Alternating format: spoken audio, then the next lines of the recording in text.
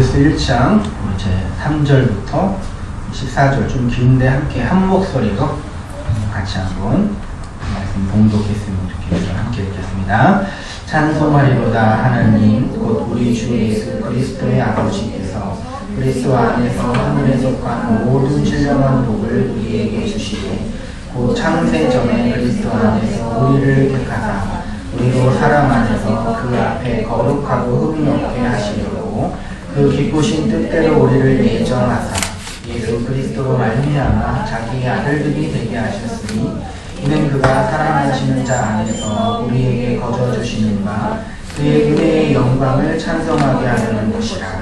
우리는 그리스도 안에서 그의 은혜의 풍성함을 따라 그의 피로 말미암아 속량 곧 제사함을 받았느니라.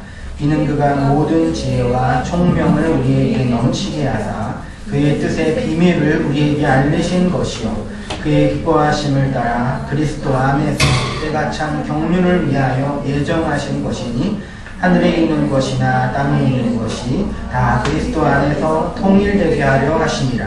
모든 일을 그의 뜻의 결정대로 일하시는 이의 계획을 따라 우리가 예정을 입어 그 안에서 기업이 되었으니 이는 우리가 그리스도 안에서 전부터 바라던 그의 영광의 찬송이 되게 하려 하심이라. 그 안에서 너희도 진리의 말씀 곧 너희 구원의 복음을 듣고 그 안에서 또한 믿어 약속의 성령으로 인치심을 받았으니 이는 우리 기업의 보증이 되사 그 얻으신 것을 속량하시고 그의 영광을 찬송하게 하려 하심이라. 아멘.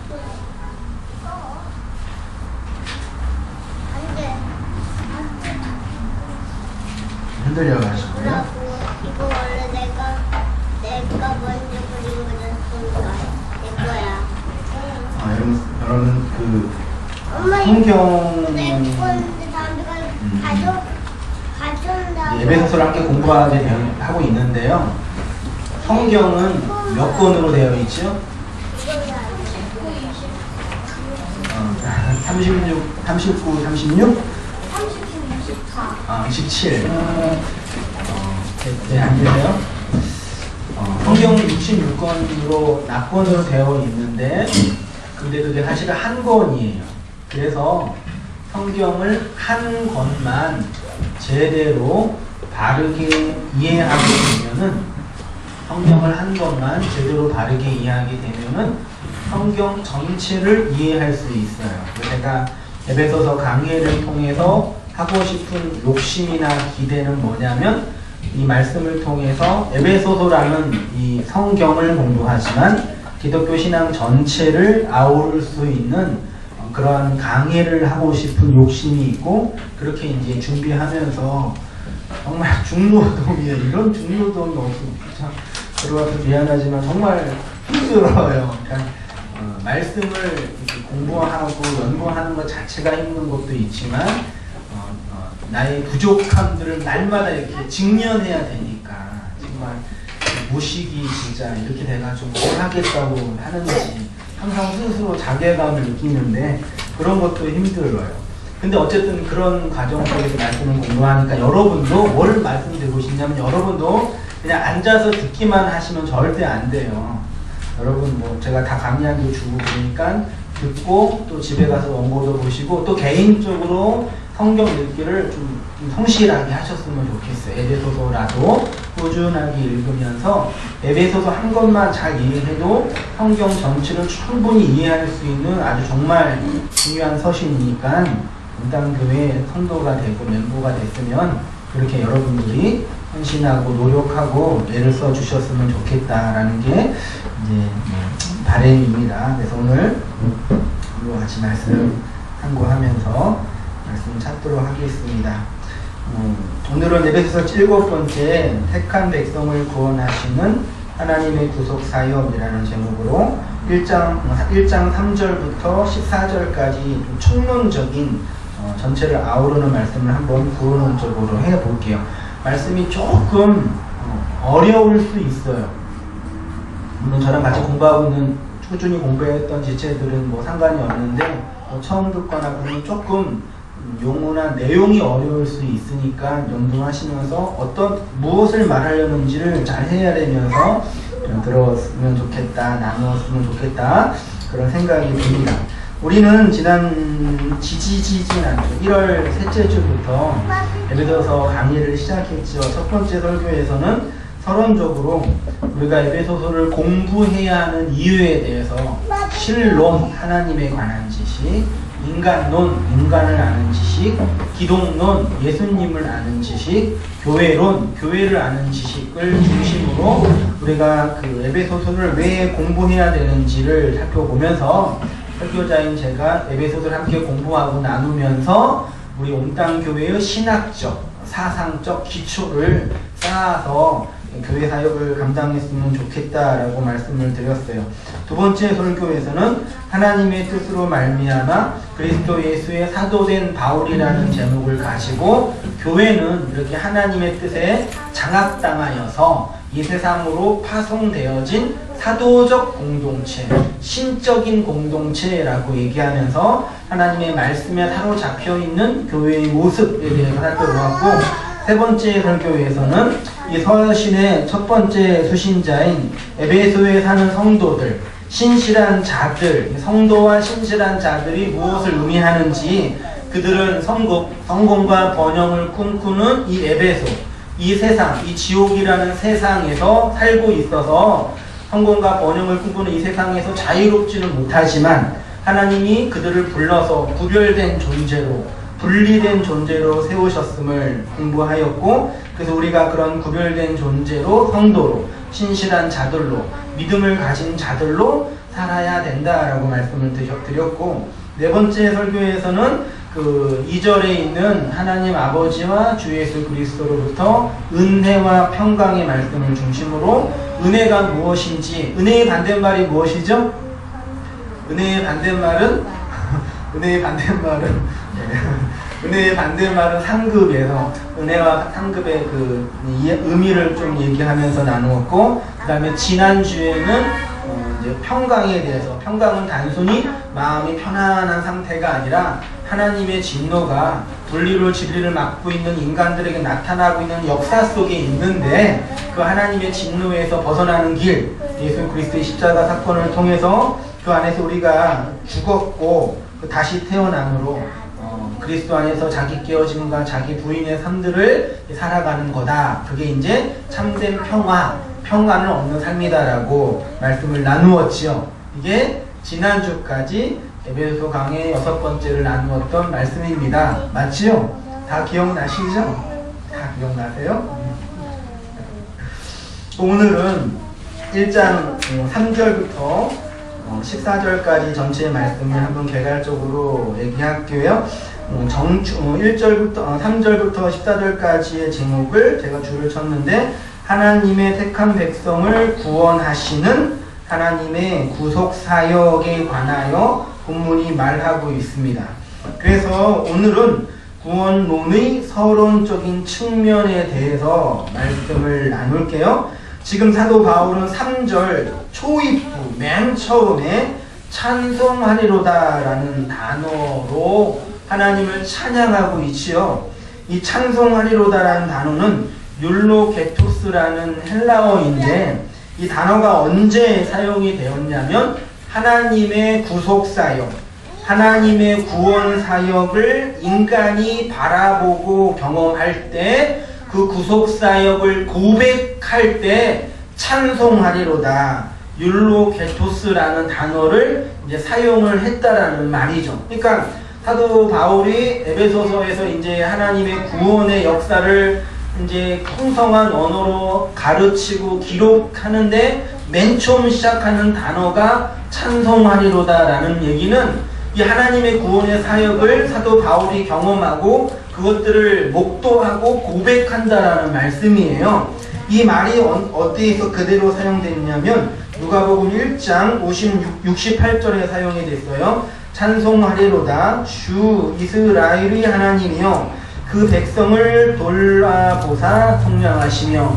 이게 누구의 고백이냐면 세례 요한의 아버지인 사가랴의 고백입니다. 왜 사가랴가 이렇게 찬송하리로다 하나님이여 이렇게 고백하였게 됐을까? 한번 누가복음 1장 69절 보세요.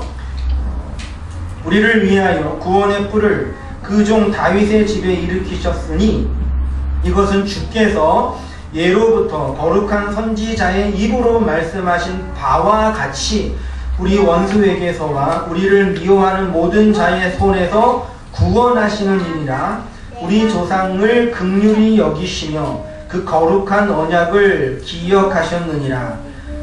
사가랴가 세례 요한의 출생을 통해서 아들을 낳는 그 출생을 통해서 하나님의 구원 사역을 목도하게 된 것입니다. 그의 조상 아브라함과 맺은 거룩한 언약이 그의 아들 세례 요한의 출생을 통해서 보게 된 거예요. 구원의 실제를 본 것이죠. 그의 찬송이 더 감동적인 건 뭐냐면 그가 하나님의 구원을 드러내는 표적이 나타났는데 그건 뭐냐면 찬송하리로다 하고 왜 찬송하리로다 했냐면은 그 전에 수태고지를 했던 가브리엘이 사가랴에게 나타나서 네 부인이 아들을 임신할 거야. 그러니까 우리 나이 늙었고 그랬는데 어떻게 아들 낳아요? 그러니까 그걸 증거로 보여준 예가 뭐냐면 사가랴가 말을 못하는 자가 됐어요. 옛날 성경에는 벙어리라고 표현되어 있는데 말을 못하는 자가 됐어요. 그래서 말을 못하는 상태에서 아들의 출생을 통해서 말이 열렸는데 말이 열리자마자 찬송하리로다 하나님이라고 고백하게 된 거죠. 누가복음 1장 18절입니다. 사가랴가 천사에게 이르되 내가 이것을 어떻게 알리요? 내가 늙고 아내도 나이가 많으니라. 천사가 대답하여 이르되 나는 하나님 앞에 서 있는 가브리엘이라. 이 좋은 소식을 전하여 내게 말하라라고 보내심을 받았노라. 보라, 이 일이 되는 날까지 내가 말 못하는 자가 되어 능히 말을 못하리니 이는 내가 내 말을 믿지 아니함이거니와 때가 이르면 내 말이 이루어지리라 하더라. 백성들이 사가랴를 기다리며 그가 성전 안에서 지체함을 이상히 여기더라. 그가 와서 그들에게 말을 못하니 백성들이 그가 성전 안에서 환상을 본 줄 알았더라. 그가 몸짓으로 뜻을 표시하며 그냥 말 못하는 대로 있더니 이게 되게 중요한 워드 플레이로 되어 있어요. 하나님의 구원 사역을 이해하지 못한 사가랴가 곧바로 벙어리 말 못하는 자가 돼버렸어요. 그리고 그 구원의 실제와 내용이 무엇인지 알게 되니까 곧바로 말하는 자가 되었어요. 그의 열린 입으로 하나님을 찬송한 것이죠. 사가랴가 말 못하는 자가 된 이유, 갑자기 벙어리가 된 이유는 뭐예요? 제가 여기다 일부러 헬라어까지 집어넣었는데 하나님의 말, 로고스로 되어 있거든요. 이 로고스라는 말은 여러분 많이 들었죠? 요한복음 1장 1절 이하에 태초에 말씀이 계시니라. 그 말씀이 하나님과 함께 계셨고 그 말씀은 하나님이라. 그리고 그 말씀이 로고스인데 그 로고스가 결국 누구예요? 예수님이란 얘기예요. 그러니까 태초에 계신 말씀으로서의 그 진리 그리스도를 의미해. 뭐가? 로고스가. 그 그리스도를 믿지 못한 것이에요. 그래서 말을 못하는 자, 진리를 전하지 못하는 자가 된 거예요. 내 속에 말이 없어 진리를 전하지 못하게 된 거예요. 성경은 진리의 말이 없어 그 진리를 전하지 못하는 것, 벙어리에 대해서, 그러니까 우리가 말을 이해하지 못하고 그 말인 로고스, 진리를 마음으로 받아들이지 못하면 속에 말이 없는 자가 되잖아요. 그 말이 없는 자가 말을 못하는 것을 거짓 증거라고 얘기해요. 그래서 하나님께서 십계명에서 내 이웃에 대하여 거짓 증거하지 말라고 말한 거죠. 아무튼 뭐 나중에 그런 기회되면 하고, 여러분 말이 없는 상태에 말을 못하는 것, 그게 무엇을 의미할까? 이게 되게 중요합니다. 제가 1월 첫째 주에 설교를 공예배, 온땅교회 공예배, 주일예배 설교를 처음 했어요. 그때 맨 처음 했던 설교가 뭔지 아세요? 처음부터 왔던 분한테 물어볼까요? 사모님한테 물어볼까요? 뭐 예수가 열려야 하늘이 열린다 그랬죠. 요즘에 누가 설교 제목을 기억해요. 한 달, 이두 달 정도를 설교자만 기억할 뿐이죠. 두 번째 설교는 뭐였어요? 하늘 양식을 먹고 먹이는 온 땅 위에 이렇게 했었어요. 한번 들어보세요. 어떻게 설교했는지. 거기에서 제가 말이 없는 상태를 설명하면서 신명기 28장의 하나님의 저주에 대해서 얘기했어요. 하나님의 저주의 상태를 설명하는데 그 염병, 폐병, 열병, 염증, 학질 듣도 보지도 못했죠. 풍제, 썩는 재앙, 이게 이제 그 신명기 28장의 저주로 나타난 얘기예요. 그러니까 하나님의 말씀을 듣지 않는 이스라엘 백성에게 하나님이 심판할 때 이러한 전염병이 나타난다는 얘기예요. 그것이 무엇을 의미하느냐? 열이 가득, 그러니까 염병, 열병, 학질, 재앙, 이 모든 질병의 핵심은 열. 뜨거움이 가득하면 어떻게 돼요? 바짝 말라요. 그러니까 수분이 없어지잖아요. 그러니까 열이 가득해서 물이 없는 상태, 물기가 없는 상태를 저주로, 이 병으로 얘기하신 거예요. 그러니까 물, 생명, 담비, 이게 뭐예요? 우리 딸 이름이네요. 그게 하나님의 말씀이에요. 그러니까 이스라엘 백성에게 저주했을 때, 하나님이 심판할 때 이런 병을 주신 건데, 구약시대에는 그게 뭘 상징하는 거냐면 말씀을 확 거두시는, 그게 하나님의 진노이고 심판이에요. 그러니까 이거를 그대로 오늘날에도 신명기 28장의 저주를 똑같이 이해하면 돼요? 안 돼요? 그거 안 되는 거예요. 복도 마찬가지. 어린 아이들한테 가르쳐 주려고 하나님이 하신 거예요. 이제 계시가 끝났으니까 그게 의미가 뭔지를 알아야 되는데, 그 의미가 뭐냐면 말씀이 없어 바짝 마른 상태가 하나님의 저주예요. 말씀을 듣지 않는 이러한 하나님의 심판과 저주의 상태에 대해서 아모스가 아주 정확하게 이렇게 얘기했습니다. 아모스 8장 11절, 주 여호와의 말씀이니라. 보라, 날이 이를 치라. 내가 뭘 보낸대요? 기근, 물이 없는 거예요. 기근을 땅에 보내리니 양식이 없어 주림이 아니며 물이 없어 가람이 아니요 오직 여호와의 말씀을 듣지 못한 기갈이라. 하나님의 말씀인 로고스를 듣지 못하니까 내 안에 그 진리가 없지요. 그 진리가 없으니까 말을 못해요. 그래서 이게 벙어리가 되는 거예요. 그냥 말 못하는 사람이 아니라 진리를 얘기해야 되잖아요.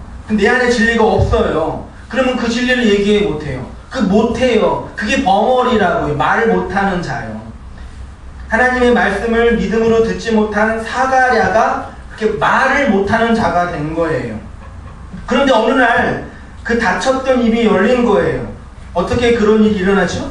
그의 아들의 출생을 통해서, 아들을 낳는 것을 통해서 믿음의 실체, 로고스의 실체, 진리의 내용을 경험한 거예요. 아들을 낳는 게 되게 중요해요. 나중에 이제 끝에 가면 그게 무슨 의미인지 얘기할게요. 그래서 말을 할 수 있는 자가 된 거예요. 그리고 말을 했는데 첫 번째 말이 뭐라고요? 찬송하리로다. 주 이스라엘의 하나님이여, 당신이 우리의 백성을 돌아보시고 속량하셨다. 에베소서에 있는 그 구원론적인 단어와 너무나 유사하잖아요. 하나님의 구원을 찬송하게 되는 거죠. 구약에 수많은 거짓 선지자들이 있었어요. 여러분, 거짓 선지자들의 특징이 뭔지 아세요? 하나님이 주신 말이 아니라 자신들이 만들어낸 말을 한 자들이 거짓 선지자예요. 그러니까 거짓 선지자 하면 딱 생각나는 게 뭐예요? 이단들, 막 신천지 이런 거 막 사람 돈 뺏어가고 막 그렇게 막 윤리적으로 문제 있는 사람들, 그런 사람들은 거짓 선지자가 아니라 정신병자고, 거짓 선지자는 뭐냐면 하나님의 말을 받지 않고 내가 자의적으로 말을 하는 자를 거짓 선지자라고 해요. 그럼 성경은, 그래서 이제 거짓 선지자가 있으면 또 누가 있는 거예요? 거짓 교사, 거짓 목사가 있으면 거짓 성도도 있는 거죠. 가짜 성도, 거짓 교회. 거짓 선지자가 있으면 거짓 성도도 있는 거예요. 거짓 교사에게 거짓 성도가 있는 거죠. 여러분이 진리를 소유하지 못하면 여러분은 어떤 사람들이에요? 거짓 신자예요. 한석희 목사가 진리를 전하지 않으면 어떤 사람이에요? 거짓 목사예요. 착한 거짓 목사. 이해돼요? 착한 거짓 성도. 이걸 윤리와 도덕을 이해하면 이해가 안 돼요. 그러니까 거짓, 참 이거는 여러분이 생각하는 그 윤리와 도덕과 전혀 상관이 없어요. 착하면서 거짓 선지자가 있죠. 악하면서 참된 선지자가 있어요. 이거 잘 이해해야 돼요. 우리 목사님들끼리 이렇게 얘기하다가 그런 얘기해요. 야, 목사는 착하면 안 돼. 악랄해야 돼. 그러더라고요. 새겨 들으세요.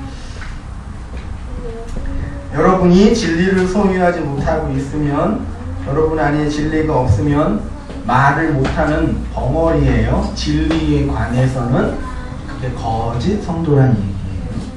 여러분 안에 로고스의 말씀, 예수로 결론되는 그 진리가 있으면 여러분은 참된 성도예요. 성격 있는 참된 성도. 성질 더러운 참된 성도. 이해되실란가 모르겠어요. 그러나 오늘날 사가랴처럼 그 로고스의 말씀이 없으면 여러분은 진리가 아니죠. 거짓입니다. 말이 없는 자입니다. 그러면 찬송할 수가 없게 돼요. 여러분의 이웃에게 거짓 증거를 하는 자가 돼요. 예수님은 그런 자를 마귀의 자식이라고 얘기해요. 원래 모든 인간은 죄 아래에 놓여 있고 전적으로 타락하였기 때문에 모든 인간은 마귀의 자식이에요. 마귀의 세간, 마귀의 물건, 마귀의 소유물이에요. 마태복음 12장 29절. 사람이 먼저 강한 자를 결박하지 않고서, 여기 강한 자는 누구겠어요? 마귀예요. 어떻게 그 강한 자의 집, 이 코스모스, 이 세상, 원인과 결과에 의해서 지배되는 이 세상, 마귀의 집, 지옥이에요. 거기에 들어가 그 세간을 강탈, 그러니까 하나님이, 예수님이 영혼들을 구령하는 것을 이렇게 표현하시는 거예요. 마귀의 물건이었는데 그것들을 빼오는 것이 구원이라는 얘기예요. 에베소 2장 1절, 그는 허물과 죄로 죽었던 너희를 살리셨도다. 그때 너희는, 여러분이에요, 저예요. 그 가운데서 행하여 이 세상 풍조를 따르고 공중의 권세 잡은 자, 마귀의 쫄무라기들, 귀신이에요. 지금 불순종의 아들들 가운데 역사하는 영이라. 보세요. 신자의 실존이 어떠합니까? 공중의 권세 잡은 자를 따라다녔어요. 마귀를 따라다녔다라는 거예요. 거짓된 말씀, 거짓된 영에 사로잡혀 그 말 없는 상태, 진리가 없는 상태가 바로 마귀의 세간이란 얘기입니다. 요한복음 8장 44절, 너희는 너희 아비 마귀에게서 났으니 너희 아비의 욕심대로 너희도 행하고자 하느니라. 그는 처음부터 살인이에요. 살인이 뭐예요? 금요일날 한상손 할 때는 뭔지 알죠? 못 들은 분은 아쉬울 거예요. 정말 중요한 거 했는데. 살인이 뭔지 알지요? 사람 죽이는 게 살인이 아니, 물론 그것도 살인이에요. 누구 죽이지 마세요, 절대. 안 됩니다. 기분 나쁘다 그러면 안 돼요. 그게 살인이 아니라 진리를 전하지 않는 걸 살인이라고. 그게 거짓 증거예요. 이해되셨으면 좋겠어요. 그래서 살인해요. 왜요? 진리가 그 속에 없으므로 진리에 서지 못하고 거짓으로 말해요. 거짓말장이에요. 그게 사탄, 마귀입니다. 그러니까 사탄, 마귀, 귀신, 얘네들 있어요, 없어요? 없어요. 우리 결의가 어때요? 믿음이 되게 좋죠? 사탄, 마귀, 귀신은 영적인 실체예요. 그 실체는 있는 거예요. 근데 그 영적인 실체는 우리가 감지해요, 못해요? 못해요. 왜? 영적인 실체이기 때문에. 그러니까 누가 귀신 본다, 뭐 한다 그런 건 그 귀신 본 게 아니라 심신미약 상태에서 뭘 본 거예요. 여러분 너무 다이어트 오래 하면은 심신미약 상태에 빠지잖아요. 잠 못 자고 술 많이 마시고 마약하고 그러면 정신이 혹 가잖아요. 그때 뭔들 안 보이겠어요. 뭔들 안 들리겠어요.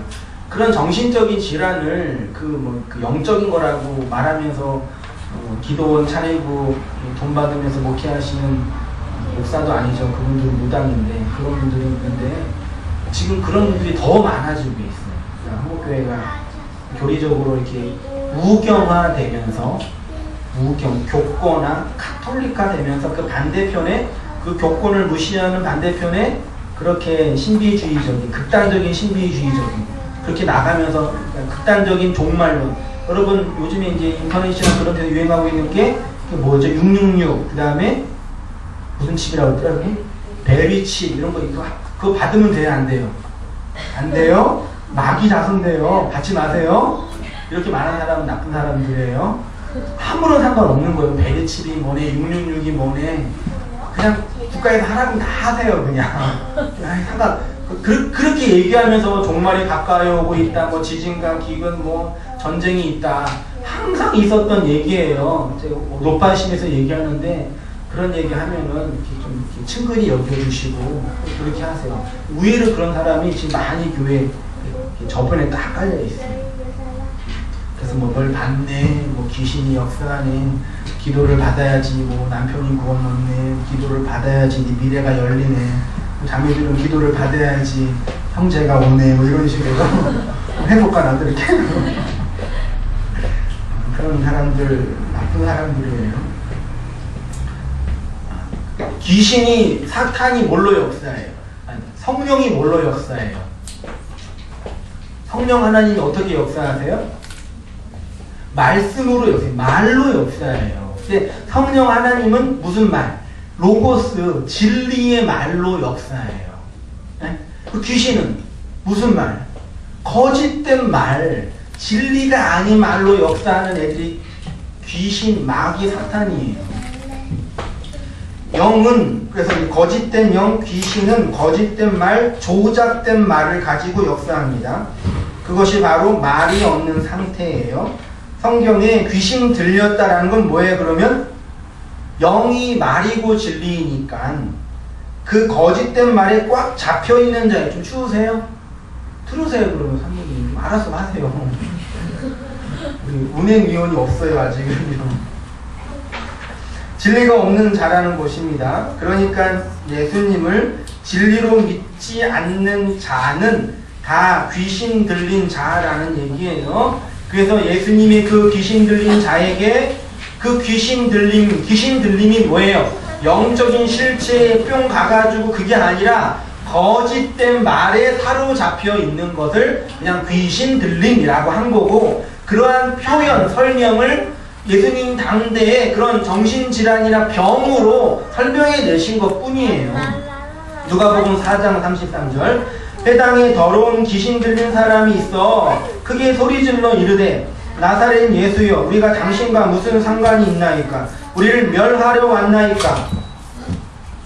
나는 당신이 누구인 줄 아노니 하나님의 거룩한 자니이다. 예수께서 꾸짖어, 이 꾸짖다가 설명했죠. 에피피마오라고 해서 말씀을 가르치다, 경책하다, 경계하다 이거예요. 그러니까 예수님이 꾸짖다라는 이 귀신놈 나와 이게 아니라 진리를 가르친 거예요. 축사기도에서 나사렛 예수 그리스도의 명하노니 떠나갈지어다. 무슨 귀신이 그거 듣고 떠나가요. 나도 많이 했었는데 몰라도 그랬어요. 이해해주세요. 간절히 기도하고 학교 선생님 앞에서 막 그렇게 하고 그랬던 거 기억나는데 그러니까 모르면 다 되더라고요. 꾸짖어 이르되 잠잠하고 그 사람에게서 나오라 하시니 귀신이 그 사람을 무리 중에 넘어뜨려 나오되 그 사람은 상하지 아니하였더라. 귀신이 그 사람에게 나온다는 말은 뭐냐면 예수님이 진리 말씀을 가르치니까 거짓된 말이 없음이 없어진 거죠. 영은 말씀으로 역사하잖아요. 참된 말, 진리의 말이 들어가니까 거짓된 말이 사라진 거죠. 그러니까 오늘날 교회에서 교회라는 이름을 걸고 점집이나 그런 데서 그렇게 귀신 가지고 하는 거는 그 자연스러워. 맞죠? 영어 그래도 이제 무당 중에도 A급 무당이 있긴 있어요. 이렇게 신 받아가지고 정말 잘하는 무당이 있어요. 그런 사람들은 맨날 이렇게 뭐냐 취업이 안 되거나 자식이 취업이 안 되거나 정치인들 막 할 때 항상 찾아간다고 그런 무당이 있어요. 그 귀신도 역사하니까 걔네들이 그렇게 귀신 가지고 강하시는 거는 괜찮은데 교회라는 간판을 걸고 목사라는 타이틀을 들고 그렇게 하는 거는 정말 악랄한 짓이야. 악랄한 짓. 병원 가서 몸이 아파서 병원 갔는데 이상한 약 주면서 돈 얻어먹는 그런 의사 어떻게 생각하세요? 나쁘잖아요. 그런 거보다 더 심한 사람들이 영혼을 가지고 장난치는 거니까. 아무튼 뭐 그래요. 오늘날 그래서 교회가 해야 할 일은 성도를 위해서 기도해주고 축복해주고 좋지요. 축복해주면 좋겠어요. 근데 그게 아니라 교회가 할 가장 중요한 일은 뭐 사회사업, 구제, 선교 요것도 아니에요. 심지어는 전도도 아니에요. 심지어는 전도해야 돼요. 지역교회가 할 가장 중요한 일은 로고스의 말씀, 그 복음의 말씀, 말이 없어서 말 못하고 있는 벙어리들에게 말을 가르쳐서 은혜의 말씀을 잘 가르쳐서 말하게 해야 돼요. 말 많이 하는 게 아니라 진리를 증거하는 자로 살게 해줘야 돼요. 그게 교회가 해야 할 가장 중요한, 어떻게 해요? 하나님의 말씀을 교훈하고 책망하고 바르게 하여서 그 거짓된 말, 귀신 들림에서 내어 나와서 말씀으로 다른 사람들을 섬기고 수종들 수 있는 일을 해야 돼요. 그래서 여러분 레포트 잘 쓰셔야 되고 성경 공부 열심히 하셔야 돼요. 다시 에베소서 본문으로 가겠습니다. 사도 바울이 삼위 하나님의 구속사역을 설명하는데 제일 먼저 무엇을 하였어요? 하나님을 찬송하고 있지요. 찬송은 감동적이고 격정적인 가락에 맞추어서 부르는 오늘날 찬양 집회에서 하는 찬송은 그 찬송이 아니에요. 지금 이 본문에서 말하는 찬송은 우리가 하나님을 찬양합시다. 찬양 인도자들이 그렇게 찬양합시다 그래서 할 때 그 찬양과 이 찬송은 전혀 상관이 없는 거예요. 전혀 상관이 없어요. 그건 그냥 노래로 좋은 노래 함께 부르는 거고 찬양이라고 말할 수 있고 그 말이 아니에요. 성경이 말하는 찬송의 본질은 하나님의 구원 사역을 직접 보고 경험한 자가 고백하는 거예요. 그래서 찬송하리로다 라고 얘기하는 거예요. 말이 없는 거짓으로 있었는데 참된 말 진리가 내 안에 들어오니까 나를 새롭게 하고 하나님의 구원 사역을 보고 알게 되니까 내 밖에서 그 구원 사역을 고백하는 게 찬송이에요. 그래서 사도 바울이 삼위 하나님의 구원의 경륜적 사역을 선포하면서 하나님을 찬송하고 있는 거예요. 성부 하나님의 구원의 그 놀라운 계획, 성자 예수님의 그 구원의 그 영광스러운 실행, 성령 하나님의 그 구원의 적용을 보고 체험해가지고 찬송하리로다 하나님이라고 고백하는 겁니다. 이런 이야기는 성경에 많이 나와 있습니다. 이사야 12장 5절 여호와를 찬송할 것은 극히 아름다운 일을 하셨으니 여호와 하나님이 행하시는 아름다운 일이 뭐겠어요? 하나님의 백성을 구원하시는 일을 하게 하시는 것, 그게 가장 아름다운 일이잖아요. 그래서 온 땅이 알게 할지어다. 온 땅이. 이사야 43장 11절 내 백성은 나를 위하여 지었나니 찬양 인도자들 많이 좋아하죠. 이 9절이요. 나를 찬송하게 하려 함이라. 출애굽기 15장 1절이 뭔지 알죠? 이스라엘 백성이 홍해 광야가 말이 안 되죠. 홍해를 건너고 나서 하나님의 구원을 받잖아요. 애굽의 군사들이 수장되는 걸 봤잖아요. 그걸 보고 하나님의 구원을 찬양하고 있는 거예요. 찬송은 이렇게 하나님의 구원 사역을 보고 목도한 자가 입으로 삶으로 그 구원을 고백하고 증언하는 것입니다. 그래서 그것이 사랑하는 거고 그것이 전도하는 거라고 말할 수 있어요. 지금부터 이제 중요합니다. 잘 들으세요. 저래도 안 중요했다는 얘기는 아니고요. 에베소서의 말씀을 참고하면서 여러분에게 찬송의 이유가 있는지 없는지 한번 정말 돌아보셔야 됩니다. 나는 사가랴처럼 혹시 말 못하고 있는 자가 아닌지, 나는 혹시 사가랴처럼 진리를 담지하고 있지 않는 자가 아닌지를 정말 돌아보셔야 합니다. 그래서 여러분의 이웃에게 진리를 증거하는 사랑의 삶을 살았으면 좋겠어요. 함께 말씀을 상고하면서 우리들의 모습을 정확하게 보았으면 좋겠어요. 3절부터 6절까지는 성부 하나님의 구원의 뭐에 대해서요? 계획에 대해서 말하고 있어요. 하나님이 그리스도를 통해서 하늘에 신령한 복을 주셨지요. 그 신령한 복의 내용이 뭐냐면 창세 전에, 영원 전에 당신의 백성을 구원하시겠다고 한 그 구원의 계획이에요.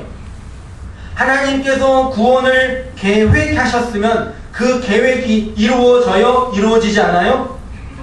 이루어지죠. 왜요? 하나님은 전능하시니까, 하나님은 완전하시니까, 하나님이 계획하셨으면 그 계획은 반드시 이루어져요. 이미 하나님은 그 하나님이 계획하셨기 때문에 구원은 완료됐어요. 그 저와 여러분 이미 구원을 받은 거예요. 그게 영원 속에, 묵시 속에, 하나님의 심령 속에 우리의 구원이 완료되었다라고 표현해요.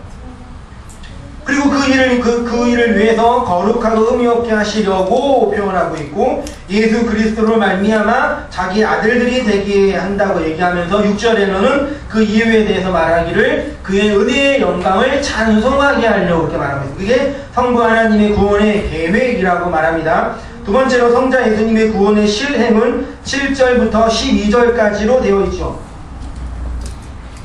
성도는 그리스도 안에서 속량 제사함을 받았고, 7절에 그리스도 안에서 예정을 입었죠. 특히 10절에 인간의 구원, 성도의 구원을 통해서 하나님이 궁극적으로 이루시고자 하는 일, 하늘과 땅이 통일되게 하는 거예요. 에베소서 1장 10절 되게 중요한 말씀입니다. 하늘에 있는 것이나 땅에 있는 것이 다 그리스도 안에서 뭐 하려고요? 통일되게 하려고 한다고 합니다. 그 다음에 13절부터 14절까지 성령 하나님은 구원을 적용하시는 거죠. 아까 제가 귀신은 거짓된 말씀을 가지고 일한다 그랬죠. 성령 하나님은 비교되면 안 되지만 참된 말, 진리를 가지고 일하세요. 예수님이 언제 죽으셨어요? 준이야. 언제 죽으셨어요? 몰라.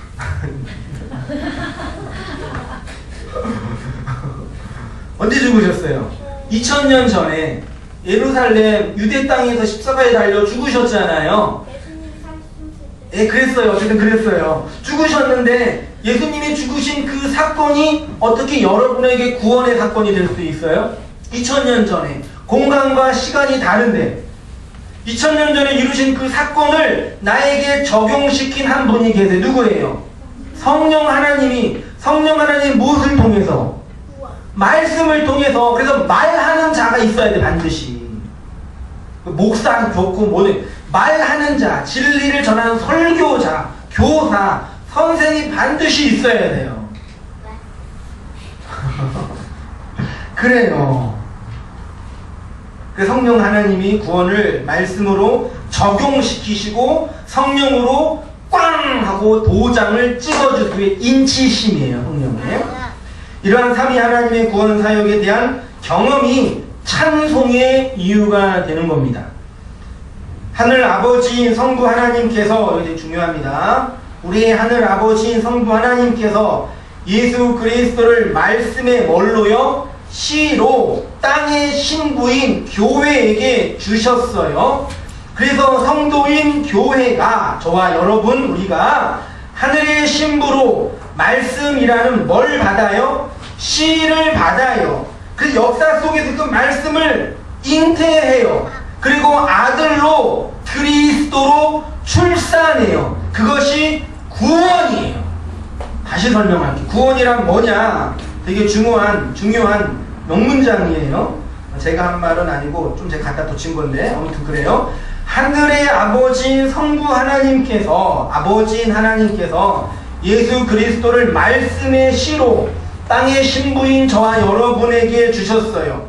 그 성도인 교회는 하늘의 신부로 말씀을 받는 씨를 잉태한 신부가 돼요. 그래서 아들로 그리스도로 출산을 해요.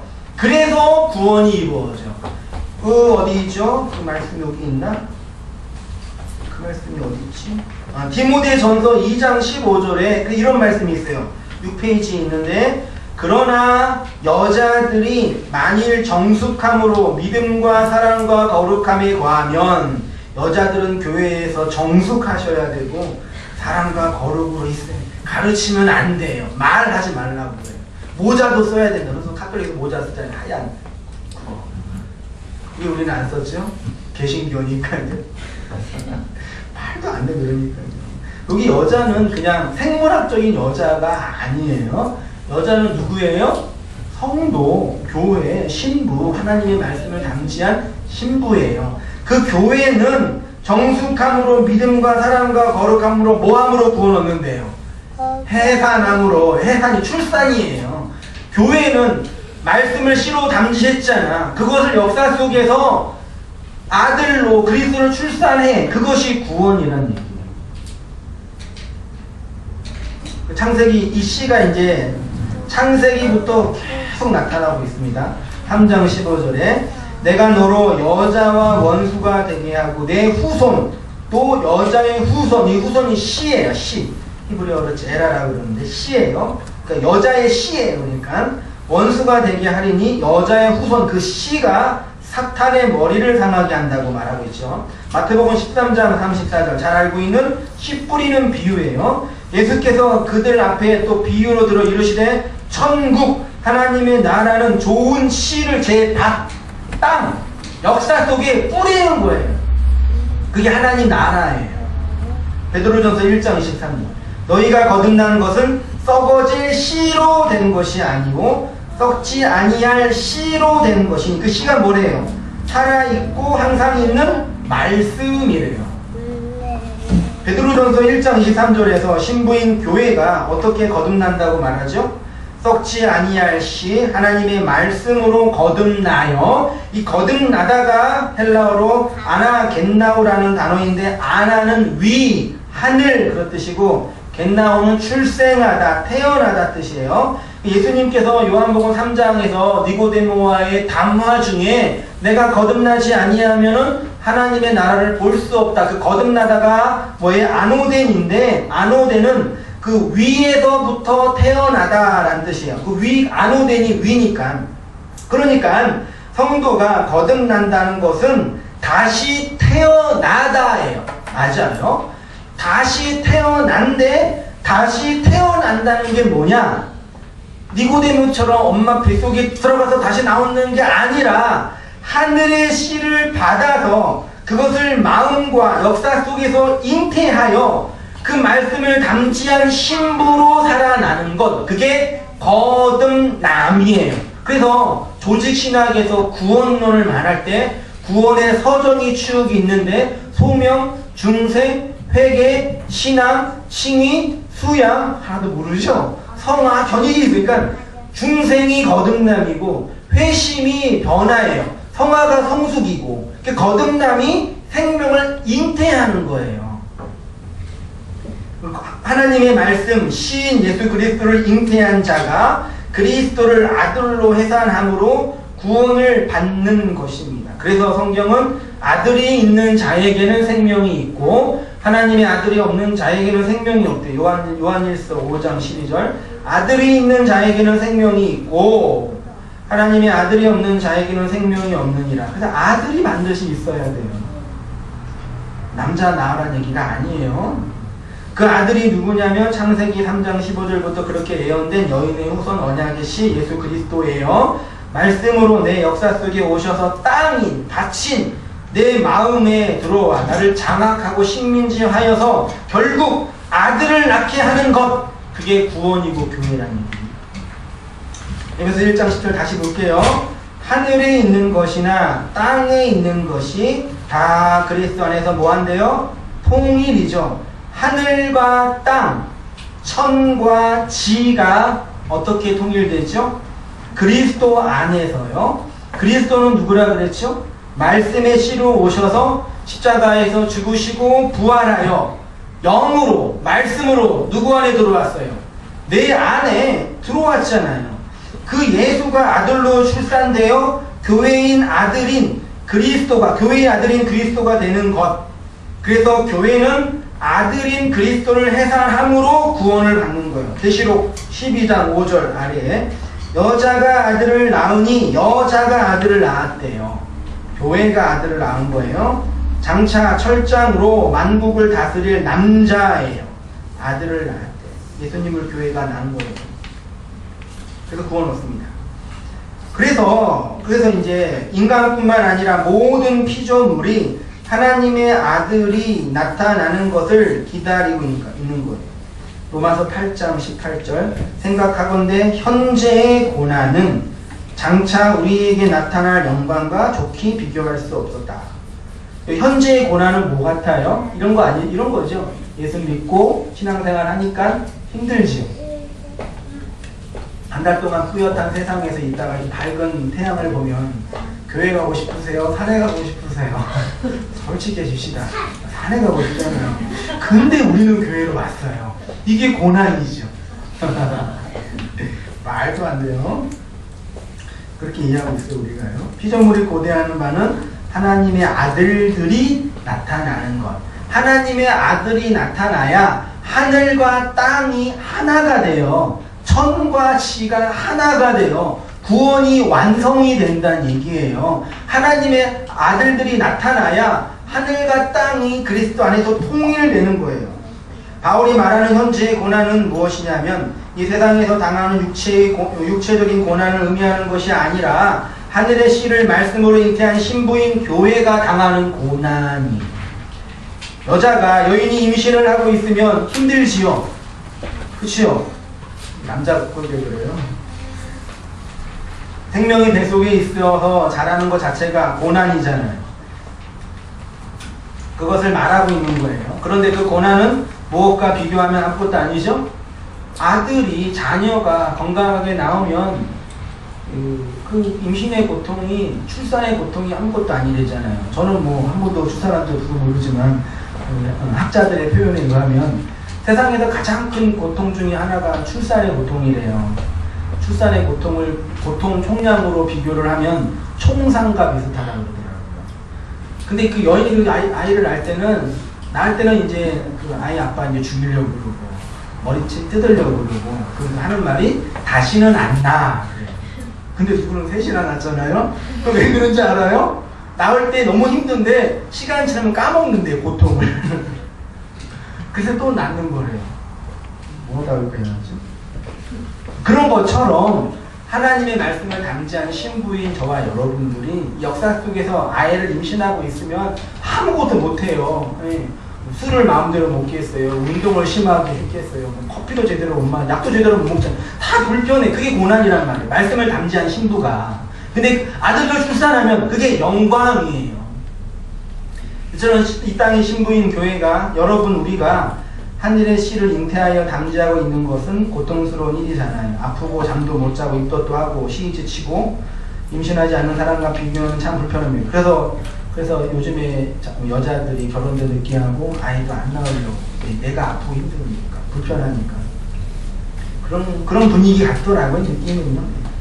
그런데 그 뱃속에 자란 생명이 건강하게 출산하면 영광이고, 그게 이제 현재의 고난은 장차 나타날 영광과 비교할 수 없다. 그 표현이란 얘기예요. 이해되시죠? 애 낳자 그 얘기 아니에요. 결혼하자 그 얘기 아니에요. 잘못 이해하시면 안 돼요.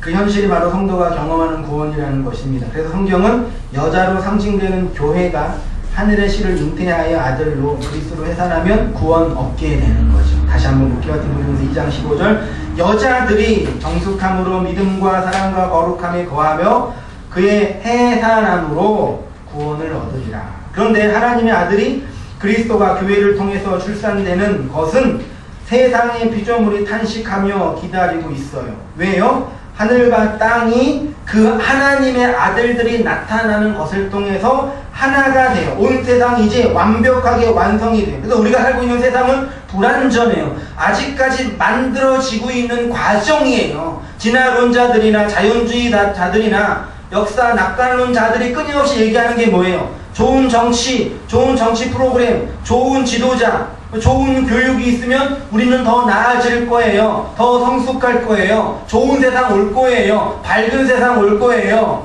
밝은 세상 SBS네 있잖아요.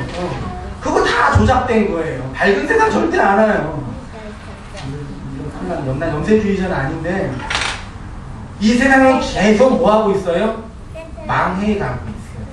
망해가면서 하나님의 나라가 이루어지는 거예요. 여인이 아들을 생명을 잉태하면 여인의 몸은 계속 누가 성도를 통해서 잘 보여요? 안 보여요? 안 보이죠? 없는 것처럼 보이죠? 다 가인처럼 보이잖아요. 다 자기 번영과 성공을 살고 있잖아요. 그렇지만 하나님의 백성은 있어요. 말씀을 들어요. 그래서 잘하고 있는 거예요. 교회 안에서. 그럼 잘하고 있나요? 잘하고 있나요? 잘하고 있나요? 여러분은요? 누가 오셨나요? 그 얘기가 창세기 1장에 나와 있어. 보세요. 태초에 하나님이 천지를 하나님 뭘 창조했어요? 하늘과 땅을 창조했어요. 2절에 뭐예요? 땅이 혼돈하고 공허해요. 하나님이 천을 창조하시고 지를 창조했는데 천은 없고 땅만 나와요. 그 땅의 상태가 계시록 21장 1절 난 볼게요. 관련이 있으니까. 내가 새 하늘과 새 땅을 보니 처음 하늘과 처음 땅이 없어졌고 바다도 다시 있지 않더라. 또 내가 봄에 거룩한 성새 예루살렘이 하나님께로부터 하늘에서 내려오니 준비한 것이 신부가 남편을 위하여 단장한 것 같더라. 그러니까 하나님께서 혼돈하여 질서가 없는 세상, 공허하여 내용이 없는 세상, 흑암이 가득한 이 어두운 세상을 어떻게 창조하시냐면 하늘의 씨를 이 땅에 심어 아들 그리스도를 낳게 함으로 하나님의 나라, 즉 새 하늘과 새 땅을 세워간다는 얘기죠. 그러니까 하나님의 창조는 끝났어요? 안 끝났어요? 안 끝났어요. 지금 창조하고 있어요. 땅, 여러분의 마음, 우리 마음이 혼돈하고 공허하고 흑암이 가득하잖아요. 그 혼돈 속에 질서를 넣어주셨고 공허 속에 내용을 넣어주셨잖아요. 흑암 속에 빛을 넣기다 말씀이에요.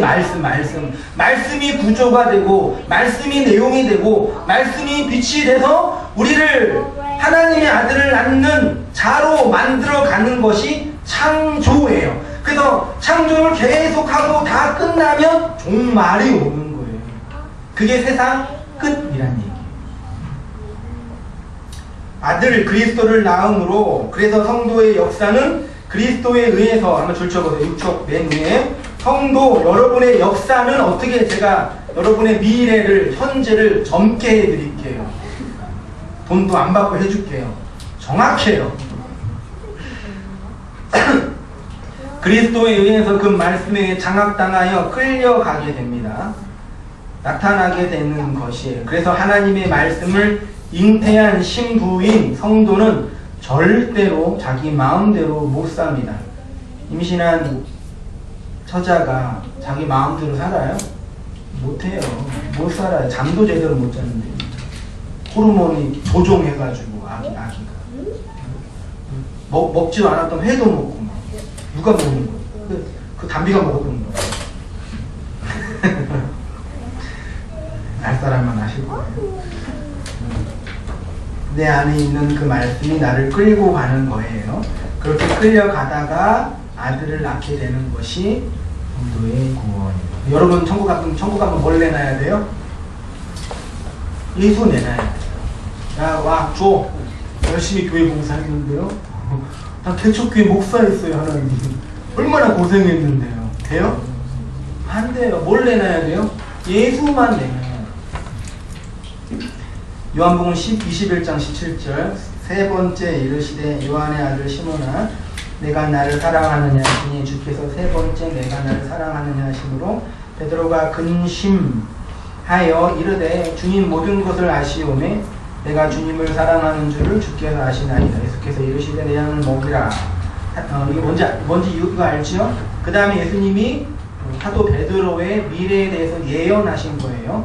내가 진실로 내게 이르노니 내가 젊어서는 스스로 띠띠고 원하는 곳으로 다녔거니와 늙어서는 내 팔을 벌린대요. 남이 내게 띠띠우고 원하지 않는 곳으로 데려가니라. 유대인들은 호지 않는 통으로 입는 옷을 입었어요. 그래서 그냥 입으면 그 이상한 잠옷처럼 돼요. 그래서 반드시 뭐 해야 돼요? 띠를 묶어야 돼요. 띠를 묶는데 내가 묶으면 되잖아요. 근데 지금 예수님은 팔을 벌린대요. 그럼 누가 묶어주는 거예요? 누군가가 묶어주는 거야. 그 띠를. 그 띠가 뭘까? 에베소 6장 14절 그런즉 서서 진리로 너희 허리띠를 띠고 하나님의 말씀이 띠예요. 그러니까 베드로가 이제 젊어서는 자기에게 묻고 자기 마음대로 한 거예요. 가고 싶은 데를 가고 하고 싶은 거 하고 나이가 늙으니까 손을 벌려요. 그 누가 묶어요? 말씀이 진리가 자기를 묶어서 끌고 가는 거예요. 그 어디로 데려갔어요? 베드로를. 나중에 십자가 하늘로 데려갔어요. 십자가로 데려간 거예요. 베드로를 끌고 가는 것이 무엇입니까? 진리 말씀, 그 안에 있는 말씀의 씨가 그를 끌고 간다는 것입니다. 하나님의 말씀이 그를 장악하여 결국 아들을 낳게 만든다는 것이에요. 그것이 바로 성도인 교회가 이 역사 속에서 이루어야 할 가장 중요한 일입니다. 그 일을 행하는 성도님이 되셔야 합니다. 여러분 안에 넣으신 하나님의 말씀, 생명의 씨가 여러분을 어떻게 장악하고 끌고 가는지 여러분의 인생을 통해서 경험하게 되는 거예요. 여러분이 해야 할 가장 중요한 일이 뭐예요? 구원을 네가 해요? 말씀 잘 듣는 거예요. 교회가 해야 할 일은 그것뿐이 없어요. 저는 내가 한국에 진원하고 할 것도 없지만 진짜 어수선하거든요. 우리 한국교회가 정말 어수선해요. 큰 교회든 작은 교회든 하여튼 그래요. 그냥 제안하고 싶어요. 교회의 모든 일을 없애자. 성가대도 없애고 주일학교도 없애고 당회도 없애고 전도회도 없애고 왜요? 담임 목사도 없애고 다 없애자. 말씀만 듣자. 그러면 힘들겠죠? 말씀 앞에 서야 되는 것 같아요.